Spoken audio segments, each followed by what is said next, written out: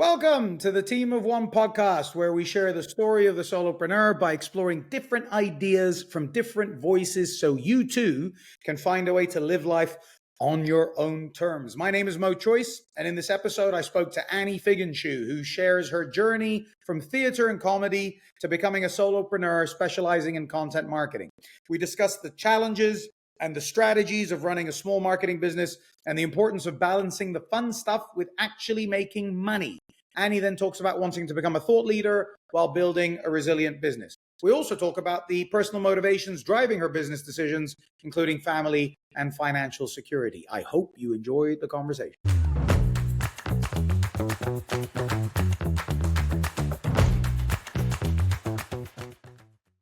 Welcome back to the Team of One podcast. Today we are joined by Annie Figenshu. Annie, introduce yourself.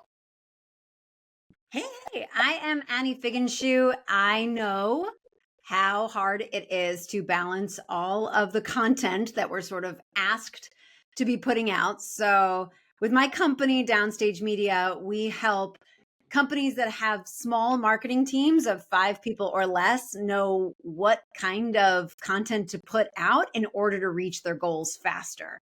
And so we do that with one-on-one and then also some done-for-you options as well. Amazing. So good to have you here. Thank you for making the time. I know it's not always easy. Do you identify as a solopreneur? I do.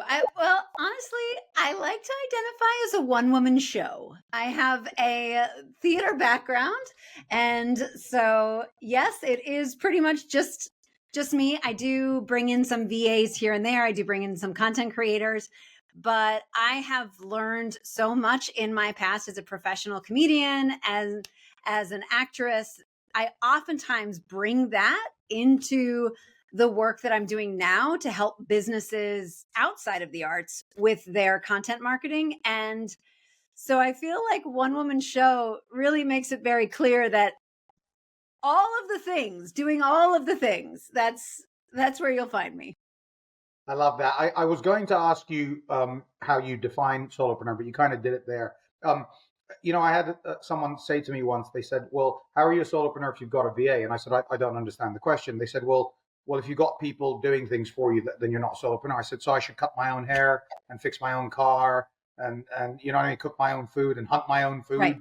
It's like at the end of the day, just because you're solo in terms of the business and the decision making and the impact, it doesn't mean that you don't have people supporting you. And I think we're aligned on that. Yeah. And it's possible that those VAs may come in and come out. You may need them for a specific project. You may need them for a specific season. So for example, many people may find me or may know me from my married name, Annie Schiffman. And I've recently decided that I was not going to be using that name anymore, that instead I was going to go back to the name that I was born with, Annie Figenshu. So I hired a VA to comb through all of the 10 plus years of content that I have on the internet that has Annie Schiffman to then switch it over to Annie Figenshu, right? So that's a very specific time that I'm going to bring someone in. Doesn't necessarily mean that she's constantly part of the team, although to be fair, she's awesome. So, I mean, she's great, but it's that kind of a thing, right? So it may be that, yes, you use a VA for a specific project or a specific amount of time. Yeah, and I think it's absolutely right. I also think you when you have an employee and you have a company and you have a contract and you have laws and regulations and healthcare and sick days, and this is a completely different story. Whereas when you're working with someone on a deliverable contract where you deliver this and right, kind of like someone delivering your food, like you deliver the food and I'll pay you. It's the same idea. Then you're still making all the decisions, and you can make the decision to stop the work at any time and start the work with anyone you want. And I think that's what makes it different. Right. I like it. Let's talk about, you already started to talk about this, and I'm sure I started going, what do you mean comedian? What do you mean acting? What do you mean? So talk to us about how that became solopreneur. Start at the beginning. Sure. So I went to college for theater. I went to New York University. I pretty much always lived in the New York City area. And so I graduated with a Bachelor of Fine Arts in Drama and found a niche for myself within comedy, specifically doing improv comedy. A lot of it was musical based. And so I traveled all around the world performing at comedy festivals, performing at various theaters. And then also, we would oftentimes get hired by companies to help them, especially with the improv stuff, like to help them get off of their sales script, to help them listen to their to their prospects a little bit better, or listen to their audience a little bit better, because that is so much of what we do when we're making up a show on the spot, right? You don't have anything else to go on, so you have to use every little nugget that comes up. And so I had been doing this show off Broadway, and they had a rule. It was actually really, it was sad. They had a rule where if there were more people on stage than in the audience, the show would be canceled. And we had 5 people on stage. And the amount of times that that show got canceled was off. It was like demoralizing. It was so bad. And this was in the early 2000s. And the producers were like, well, we don't have money for ads in the New York Times. We don't have money for radio ads. All of the traditional media forms that they had been used to, especially in New York City, the most expensive market in the entire country. It just didn't seem like an option. Well, one of those times we did a corporate gig, we call them corporate gigs, for a company. And there was this marketer / author, his name is Chris Brogan. He was talking about this new thing called Twitter and how companies were using it to connect with their customers. And I was backstage and I looked around at some of my castmates. I said, I think we could learn how to use this to get more people to our show. And so I decided I would look into it a little bit more. And I did, and just started learning more and more about it. And then friends would say, hey, we've got a show opening. Can you help us with that? Hey, I've got a new book that's coming out. Can you help me figure out how to use, Facebook with it? I don't exactly know. And so I sort of learned about marketing that way. And then I realized how much more I liked being in control of my day-to-day by being involved in marketing versus being an actor. Being an actor, you have to, you have less than 12 hours to show up at the audition, and you have to wait to find out whether or not you got booked for the gig. And maybe you have to go to 2 or 3 callbacks and all of this stuff. Whereas running a business myself, I had so much more agency over how my day was spent. And I really responded to that better. So when both of my children were little, they're now 12 and 14, but when they were very, very small, I decided that I would take nap time and nighttime to learn as much as I could, initially about social media marketing, but then just marketing as a whole. And when they both were in school 5 days a week, then I launched my company, Downstage Media, and really went full throttle from, this is just something as a pickup game that I'm doing as a freelancer, to no. I'm a business owner. This is my company. This is where we go from here. Very cool. Where did the name Downstage Media come from? Well, in the theater, when you are downstage, it means that you're closest to the audience. And so I decided that I would adopt that. That's also when you are downstage, then the lights are oftentimes on you, right? The light hits you the best. So it's a way for you to shine and be closest to your audience. Love it. Very cool. Let's and then talk about... it's just, we make stuff. Yeah, right. Let's talk about the early days. What did that look like? What were the big struggles? My early days lasted more than days. They definitely lasted a few years, because the struggles were that I really like the marketer. I'm sure everyone has heard of Gary Vaynerchuk, right? He is a marketing guy. He's all about making more content and making more basically, the more content that you make, the more you document, you can't help but be successful. I have a great affinity to Gary Vaynerchuk. Wine Library is literally the next town over from where I live. So I have met him a number of times. I've met David Rock a number of times. They have been very, very helpful and very, very positive. But I didn't have enough business acumen at the time to realize that I needed to spend more time on money-making activities and income producing activities and less time on content. I needed to find a better balance. So when things first started, I didn't have a great balance of that.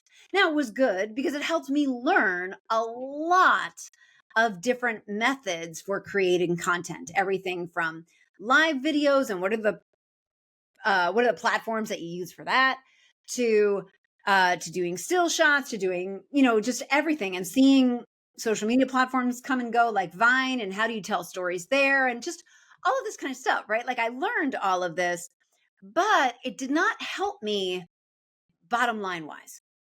So for a few years, I was doing okay, but I still think that if you were looking at the amount of income that Downstage Media had, you would think of it as, oh, well, this is kind of a nice, this is a nice little thing that you're doing, but it's not really a thing.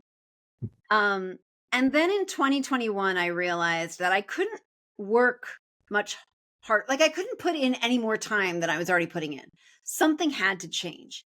And in order for me to really jump my revenue, I knew I had some goals, but I was like, I can't keep doing the same basic thing and be able to hit these goals, which are basically like doubling my revenue. And I want to make sure that I'm doubling my revenue so that way I'm making the income that I really feel like I deserve to be making. So I had to make some adjustments there in order to really take Downstage Media to a level where it was more of a business. And so what was the point in which you realized that it now is a business? What happened there? So what I did was I took a big leap of faith, and I decided that I was going to. So one of the things that I've been doing was I read this book, Building a Storybrand, which was all about using narrative structure, using the frameworks that you know from stories in order to tell your story as a marketer and to actually make your customer the hero. And this resonated with me so much because when I was improvising, when we would make up a 20-minute musical on the spot, we actually learned the exact same narrative structure. So the author of that book, Donald Miller, he was using it for marketing, but I had actually been genuinely using it for storytelling. So I knew that that was going to be an easy leap for my clients to understand. Because at the time then, I still had a lot of clients that are in the performing arts. I don't anymore. Now the companies that I work with are usually smaller teams, but bigger revenue, right? And so they're, really trying to, they might still be CEO owned and operated, and but they're usually in a lot of different niches, not just the performing arts. So anyway, I had been testing out these ideas that I had seen in the Building a Storybrand book, and they were really resonating, and they were getting very good results for my clients. And so I decided that I would become certified in Storybrand so that way I could use that IP legally, basically. So I could make sure that if I was talking about this thing, that I could send people in that direction and it made sense. So it was a pretty big investment for me to become certified in Storybrand. And then I found that opened up an entire new world for me in terms of understanding the value of connecting with other colleagues and having a network like that, to also just more visibility that being certified within Storybrand was able to offer me that I just couldn't quite do on my own. Amazing. There's always this question about, do I need a certification? There's all these franchise models as well. Bob Proctor and Tony Robbins and people like that. Yeah. And people are always worried about that. And that's an example of where it can really help. That's super cool. If someone but here's the thing. So I actually, so it's at the point now. So I got certified in Storybrand in 2021. As we're recording this, it's 4 years later. And I have now been tapped on the shoulder to help train other people in being certified in Storybrand. Right. And so what I have found really separates the wheat from the chaff, really separates the people who do well with their certification versus those that don't do well with their certification, is you will do well if you see your certification as not your certification is not your business model. And so many people think, oh, I'm going to get certified and I'm going to be on this directory and I'm going to have these new product offerings that I can do. And all of a sudden, all of these clients are going to come and they're going to pay me all this money because now I'm certified in this thing. And that does not always work. In fact, it doesn't work if you don't still do though, like you still need to know who your audience is. You still need to start building out those marketing assets. You still need to have a website. You still need to make sure that you're following along with the steps of that certification and you're walking the walk and talking the talk that you got that certification for in the first place. So it is shocking to me the amount of people who become certified in Storybrand that then it takes them 3 to 4 to 5 months to actually set up a website that uses their Storybrand talking points. It's like, what are you doing? What are you doing? You need to get this together. If you felt like it was helpful enough that you put down the money to get certified in it, why aren't you taking the time and prioritizing your business enough to actually implement it? Because people, prospects, clients are going to see that. 100%. It's like the tool. I got the tools now. Why aren't I winning? It's like, well, you got to use the tools. Yes. They're not going to build it for you. Super cool. You have to use them and you have to make the tools your own. Say more. Right? Like, for example, I don't know what it is. There's like 700 Storybrand people who are certified in Storybrand right now. There's 700 of us. I don't know. Maybe it's more, maybe it's less. I don't know exactly. But there's hundreds of marketers who are certified in Storybrand. So I want to make those tools my own. So that way, when people see me side by side with other Storybrand certified guides, they realize, oh, I see why she's different than this person. This person's going to help me out a lot with SEO. Okay, cool. She's going to help me out a lot by figuring out how does email and blog content and social media content all work with my revenue goals and actually build my business, right? So you want to make sure that you can use those tools in a way that's going to make sense for you and your business and differentiate you from not only other people in the marketplace, but other people within that certified marketplace. Yeah, it's like the same script for the theater production, but it's a different actor is going to bring a different flavor to the script. Precisely.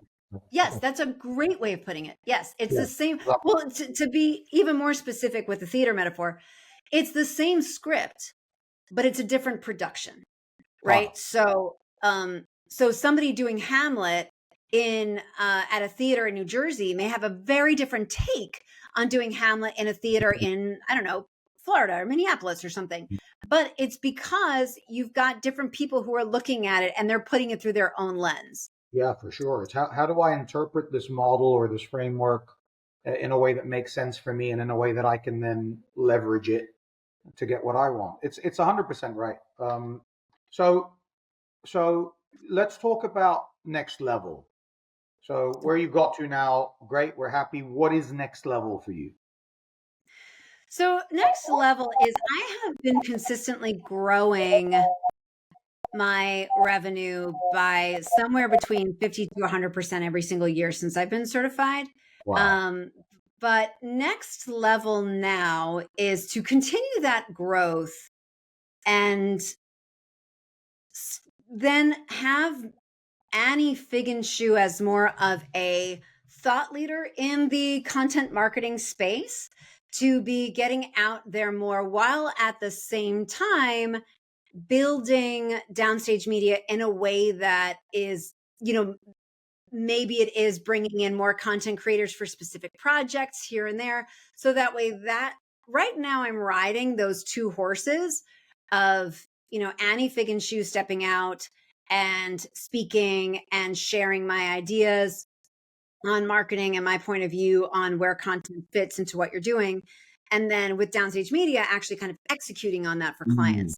So I would like to not be riding those two horses as much in the next 3 to 5 years, kind of picking more of a path and then having the sort of the other horse then being able to ride itself. I don't know. I feel like I'm going too far with this metaphor, but Well, basically like, let's break it down. So you talked about Gary Vee earlier. It's like Gary Vee yeah, had his brand, and then he had Wine Library, and then he had Vayner Media. He continued to grow both, and still continues to grow both. So it's interesting for me yes. that you've presented it in a way where, well, I'm going to pick one or the other, or maybe not even both. How did you come up with that idea or that? Well, I'm concerned that splitting your focus could be an issue, right? And so that is always something that is concerning to me. Mm. So so that's why I feel like I might need to make more of a choice.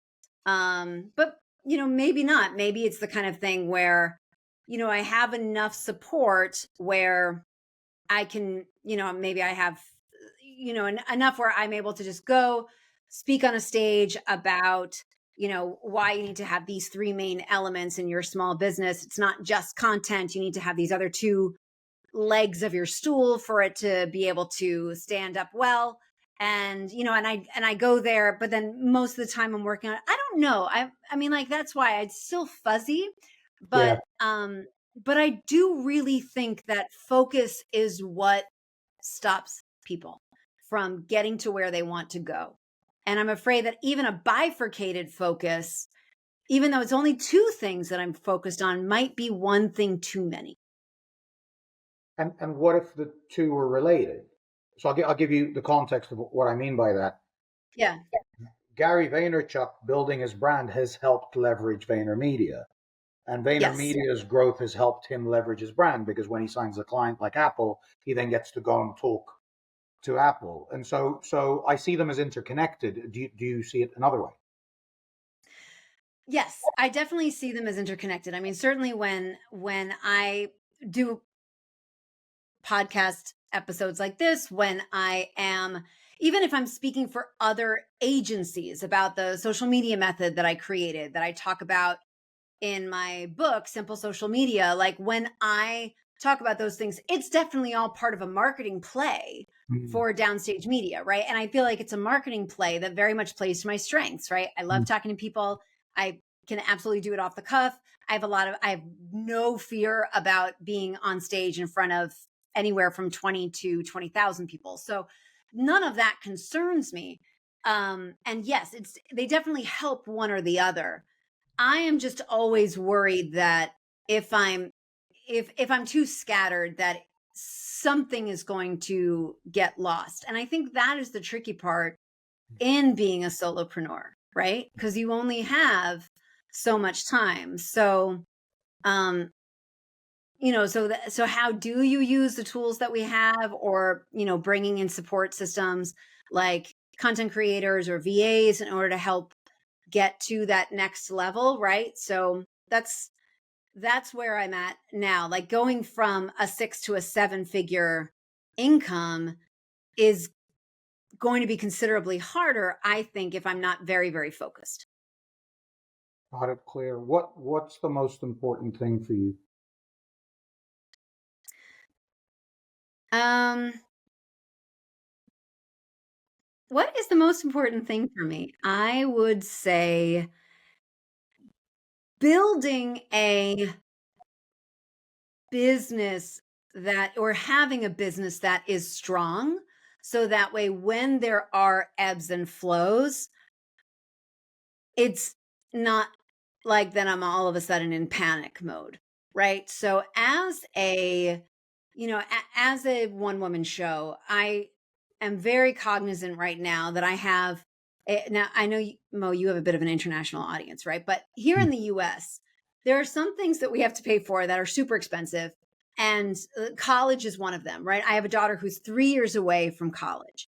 And so I want to make sure that in the event that there's some kind of an economic downturn in the next 3 years, that Mm. I'm still going to have a strong enough business that I can support myself and also be able to properly contribute and support her and and what she wants to do and what her goals are, right? So I think that is what's very, very important to me, is building a strong, fortified business that can take some hits and still is smart and scrappy enough to know how to diversify whatever I'm doing. So that way it's not solely that I am relying on one source for what's bringing in the revenue or what's helping me do really well, but it's just that, like, yeah, so if blogging isn't as big of a deal, we're still going to keep blogging, but maybe then we'll add in some YouTube content as well, so that way every blog post has a YouTube video and every YouTube video has a blog post, right? Like, just different things like that to make sure that I just keep adding layers and layers of fortification on the business, so that way it'll keep lasting for the next 3, 5, 10 years. Becomes bulletproof. And why this matters for you is Yeah. really the driver is the family and the security and the ability to create opportunities for them. That's clear.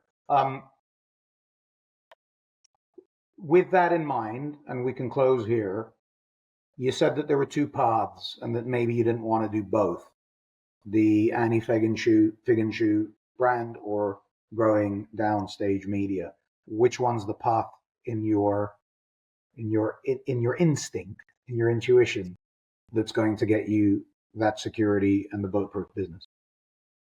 So I think, so here's also where I'm sort of thinking about it, is that so right now I have my kids are teenagers, but they're still in the house, right? So my thinking is now keep fortifying Downstage Media and start to build more Annie Figenshu, so that way when they're both out of the house, I don't mind going out of town. Like, I work with a lot of speakers, professional speakers, who are sort of on that circuit, right? And they might go from event to event to event to event, 2, 3, 4 weeks at a chunk of time. Now that sounds super fun to me. I love that idea. I love the idea of collecting all those lanyards, but I think I don't necessarily want to do that right now while my kids are still at home. So that's why it's that, yes, long term, Annie Figenshu as a thought leader in the marketing and content space is going to help me continue to have a bulletproof business. In order to do that, though, Downstage Media needs to be bulletproof. So right now, in the next 3 to 6 years, that's a big focus, and laying the groundwork for 6 years plus to be able to get on more stages. So it sounds like you're clearer than I interpreted you a few minutes ago in terms of what you need to do next. Well, Mo, I process things really well from talking about them. So maybe we both learned a little something today. Yeah. And these are really, well, these are the conversations I want to have, because it's like, if we're both pretending we know everything, then there's nothing to come out of the conversation. That's the idea. Yeah. Amazing. Is there anything? I should also say, candidly, I'm in the middle of a very expensive, very messy divorce. So, so that's also a big part of why I feel like it's important to focus on what stuff is going to make the business very profitable right now. Because holy moly, I mean, lawyers are no joke. Well, you talked about college in America, lawyers, and then healthcare, of course. These are important aspects. Yes, we haven't even talked about health insurance. Holy moly. And that's why, obviously, Annie's changing her name, ladies and gentlemen, back to her original name. Thank you so much for your time. I really enjoyed meeting you and getting to know more about you. Where can the audience find you? And is there anything anywhere you want to direct? Sure. You can find me at downstage.media. You'll find that there's easy ways for you to contact me from there. Would love to hear from you. And I share a lot of my marketing ideas that are a little left of center, a little bit theater focused, and a little bit more unique than you may find from other places. Every 2 weeks, I put out a new blog post. So if you go to downstage.media/blog, you can subscribe to that, and then you'll get those thoughts in your inbox every 2 weeks. So that's a great resource if you want to kind of check out my vibe, see if it makes sense, the kind of stuff that I'm talking about. If that gels with the kind of stuff that you want and your audience wants to be doing, that's a good way to find it at the Downstage Media blog. Amazing. And we'll put all those links in the information. Thank you so much for your time. I really enjoyed it. Thank you. And for any of your audience, please feel free to reach out. Let me know that you heard this, because I would love to just start conversations with other solopreneurs, other teams of one, to hear what you're doing and what's working, especially with content, because I would love to hear what things people are trying to do now that seems to be resonating. Yeah, amazing. Thank you so much. We'll speak soon. Okay. The difference between surviving and thriving often comes down to a single shift in perspective. Maybe today's conversation sparked something for you, or maybe it confirmed what you already knew. I'm going to keep exploring what it takes to reach the next level. For more solopreneur stories, hit subscribe. And if you know someone who'd be perfect for the team of one, please introduce us on LinkedIn. See you next time. Peace.